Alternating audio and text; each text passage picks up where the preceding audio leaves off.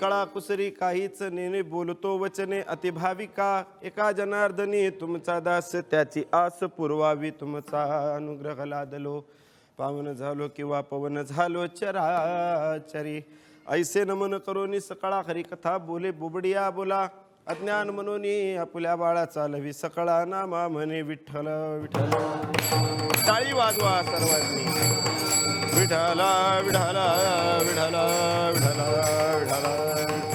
हो, जगद्गुरु तुकाराम महाराज या अभंगामध्ये सांगतात, ऐका महिमा आवडीची, ऐका महिमा आवडीची, बोरे खाय बिल्लणीची, बोरे खाय बिल्लणीची। हा महिमा आवडीचा आहे महाराज सांगतायत। हा बरं, हा बिल्लिणीची बोरं खाणे हा महिमा आवडीचा आहे महाराज। याचं कारण काय? कारण एकच आहे, कारण जो बोरं खातोय तो थोर प्रेमाचा भुकेला हाची दुष्काळ तयाला। बघा महाराज सांगतायत, जो बोरं आवडीने खातोय तो प्रेमाचा भुकेला आहे। आता प्रेम आणि बोरं ह्याचं नातं काय कीर्तनात पाहू आपण। चला पुढे। सुदामदेवाचे पोहे आहेत, पोहे सुदामदेवाचे। ह्या सुदामदेवाचे पोहे भगवंताने खाल्ले कसे? असेच फके मारी शिजवून नाही, कोरडीचे थोर प्रेमाचा भुकेला हाचे दुष्काळ तयारा। आता हे पोहे कसे आले आणि देवाने कोरडेच का खाल्ले? ही सुद्धा प्रेमाची भावना आहे। पाहू अभंगामध्ये। चला पुढे। महाराज म्हणतात, या ठिकाणी भगवंताला, बरं का, या ठिकाणी भगवंताला प्रेम हे ओतप्रोत पाहिजे, तो अपेक्षित आहे की त्याला त्याचीच गरज आहे। मग तिथं भगवंत पाहत नाही। हा न म्हणे वो चेष्टा अथवा थोडे, हो तुका म्हणे भक्ती पुढे, भक्ती करणाऱ्याला मग तो कसाही असो महाराज पाहत नाही, श्रीमंत गरीब लहान मोठा काही पाहत नाहीत। का? थोर प्रेमाचा भुकेला हाची दुष्काळ तयाला। अभंगामध्ये भक्ती आहे आणि भक्तीमध्ये ओतलेलं एक प्रेम आहे, बरं का। भक्ती आणि या भक्तीमध्ये ओतलेलं एक प्रेम आहे। आपण असं समजू, एक दिवा आहे, त्यात भक्तीनाम तेल आहे आणि प्रेम नाम वात आहे। जोपर्यंत ती भक्ती आहे त्याच्यामध्ये प्रेम राहणार, पण ठेवायची ताकद ह्या दिव्यात पाहिजे। विठ्ठला विठ्ठला विठ्ठला विठ्ठला विठ्ठला। हो, बघा ना कसं आहे। महाराज सांगतात प्रेम म्हणजे नेमकं काय? बघा ना, प्रेमाची व्याख्या किती गोड आहे।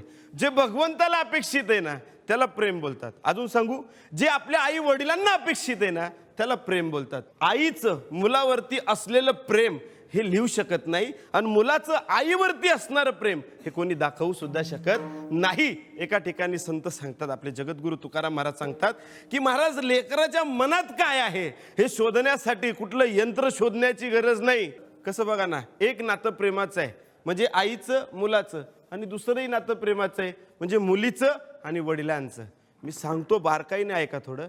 एका वडिलांचं त्यांच्या मुलीवरती अतिशय प्रेम होतं, खूप प्रेम, म्हणजे इतकं प्रेम की तिने जी गोष्ट तिला अपेक्षित आहे तिला बोलायची गरज नाही, तिने बोट जरी दाखवावं ना तरी ती वस्तू तिच्या दारात असायची। पण ती पण अशी होती ना, तिने तेच मागितलं जे बापाकडं अपेक्षित आहे, बरं का, जे त्याच्याकडं आहे तेच मागितलं, आणि जे तिला आवडतं तेच बापाच्या कॅपॅसिटीतच नाही असं ती मागू शकत नाही। अशी महाराज ती एक कन्या होती, वडिलांवरती खूप प्रेम, वडिलांचं तिच्यावरती प्रेम दिवसाला दिवस पुढे सरत गेले आणि मुलगी बापाने डोळ्याने पाहिली तर बापाच्या लक्षात आलं की माझी लेक आता वयात आली आहे, हिचं लग्न करायची वेळ आली आहे। चांगल्यात चांगलं स्थळ कुठं असेल माझ्या मुलीसाठी पाहू लागला। महाराज खूप चांगलं स्थळ चालून आलं, राजबिंडा नवरा होता। हो, मुलीला सांगितलं तुझं लग्न ठरलंय, अमुक अमुक मुलाबरोबर तुझं लग्न ठरवलंय। तिने काय सांगितलं? तुम्ही ठरवलंय ना? हो मला मान्य आहे, तुम्ही माझ्या बाबतीत कधी चुकीचा विचार करणार नाहीत, जे तुम्ही ठरवलं ते मला मान्य आहे। त्यांनी सांगितलं ठीक आहे। लग्नाची तयारी झाली, पत्रिका छापल्या, पण मुलगी बापाच्या शब्दाच्या पुढं अजिबात नव्हती। पत्रिका छापल्या, वाटून झाल्या, सगळ्यांना आमंत्रण दिले, पण उद्या लग्न आहे म्हटल्यावर आजच्या रात्री, बरं का, उद्या लग्न आहे आजच्या रात्री त्या मुलीने वडिलांकडे एक छोटीशी अपेक्षा केली, बाबा उद्या माझं लग्न होईल, मी माझ्या माहेराला माझ्या सासरला निघून जाईल, पण जाता जाता माझ्या मनामध्ये एक छोटीशी इच्छा आली आहे। वडील म्हणले सांग ना काय करू तुझ्यासाठी? तिनं सांगितलं बाबा काही नाही हो, उद्या माझं लग्न आहे, मला उद्याचा जो तुम्ही मंडप टाकलाय लग्नासाठी तो मला आज डोळे भरून पाहायचा आहे, उद्या दिसेल ना दिसेल सांगता येत नाही। बाबांनी सांगितलं हरकत नाही, चल आता जाऊ फेरफटका मारून येऊ। फेरफटका मारण्याकरता तिला लग्नाच्या मंडपात नेलं। बघा बाप आहे अहो मुलीची नजर पोहोचत नव्हती, इतक्या लांब सडक तो मंडप टाकलेला होता. बाप आहे दाखवला, बघ तुझ्या लग्नाचा आलिशान मंडप आहे हा. महाराज ती सगळ्या मंडपात फिरू लागली आणि फिरता फिरता ज्या वेळेस जिथं जेवण बनवतात त्या ठिकाणी गेली, तिथं तिने पाहिलं की त्या ठिकाणी शेकडो असे महाराज पशु होते. पशु त्यामध्ये बकरे असतील, कोंबडे असतील, अनेक पशु होते.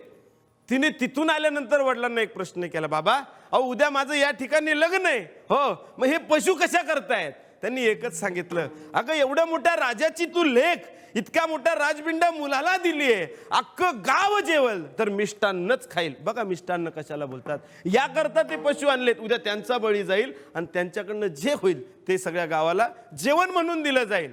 महाराज वडिलांवरती प्रेम करणारी लेख, महाराज वडिलांचा एक शब्द तिला आवडला नाही, तेवढा काही बोलली नाही, घरी निघून गेले दोघही जण. उद्याची सकाळ, मुलीचं लग्न.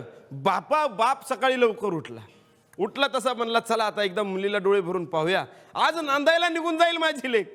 म्हणून महाराज बाप त्या मुलीच्या दारात आला, त्या घराचा तिच्या दरवाजा उघडला, आतमध्ये बघतो तर पलंगावर लेक नव्हती, अख्ख्या तिच्या खोलीमध्ये ती नव्हती, सगळं मोकळं झालं होतं. अख्खा राजवाडा तपासला, आजूबाजूचा भाग पाहिला, पण ती कुठंच नव्हती. हो ती कुठे असेल हो महाराज? ती अशा ठिकाणी जाऊन बसली, पंपापूर सरोवरा शेजारी मातंग ऋषींचा आश्रम आहे. त्या मातंग ऋषींच्या आश्रमामध्ये नाही तर त्या आश्रमामध्ये असलेल्या झाडावरती जाऊन बसली. ह्याचं कारण होतं, कारण मी माझ्या बापाला वज झाला असावी म्हणून माझ्यासाठी माझ्या लग्नामुळं बाप एवढ्या पशूंचे बळी द्यायला निघालाय, इतकं पाप करायला निघालाय. नाही राहायचं म्हणून सोडला आणि इथं आली. इथं विचार केला, जर माझ्या वडिलांना माझा त्रास एवढा आहे, जर इथं या साधूंच्या सहवासात राहिली तर ह्यांना किती होईल सांगता येत नाही. त्यांच्या दृष्टीसही आली नाही झाडावर राहायची. हो दिवसभर साधू सगळ्या वावरामध्ये त्यांच्या आश्रमामध्ये फिरायचे आणि सगळं वावरून झाल्यानंतर संध्याकाळी निद्रा करायला जात असताना निद्रा झाल्यानंतर हिने उतरायचं, सगळं आश्रम साफ करायचा, जे भेटल ते त्या ठिकाणी खायचं आणि पुन्हा आपलं वर झाडावर जाऊन झोपायचं, राहायचं दिवसभर. एक दिवशी मातंग ऋषींनी फेरफटका मारता मारता त्यांनी आश्रमाकडे पाहिलं. त्यांच्या लक्षात आलं, आपला आश्रम संध्याकाळी निद्रा करायला जात असताना थोडा खराब झालेला असतो, पण सकाळी उठल्यानंतर एवढा साफ कसा काय?